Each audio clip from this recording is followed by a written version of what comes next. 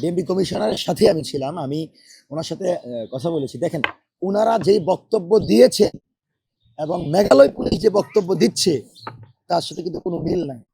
তারা বলছে যে তাদের কাছে গ্রেফতার হয় নাই, সিএনজি চালক গ্রেফতার, এবং তাদের কাছে এখানে কোনো তথ্য নাই, কিন্তু ডিএমপি বলছে তাদের কাছে তথ্য আছে। তার মানে অবশ্যই এখানে তাদের অসামঞ্জস্য আছে এবং সরকারের বক্তব্য স্পষ্ট আমরা মনে করছি না। এবং আমরা এখনো বিভিন্ন সোর্স থেকে জানতে পারি যে অপরাধীরা দেশে আছে। তার মানে প্রশ্ন এমন হতে পারে, সরকার যদি এই ভূমিকায় থাকে এবং মেঘালয় পুলিশের কথা যদি সত্য হয়, তাহলে হাদি হত্যাকাণ্ডের পিছনে অন্তর্বর্তীকালীন সরকারের ভিতরে গুপ্তচররা যারা ঘাপটি মেরে আছে তারা জড়িত আছে বলে আমরা মনে করছি। যে সেজন্য অন্তর্বর্তীকালীন সরকারের ভূমিকায় বলে দিবে যে এই সরকার এই হত্যাকাণ্ডের সাথে জড়িত কিনা।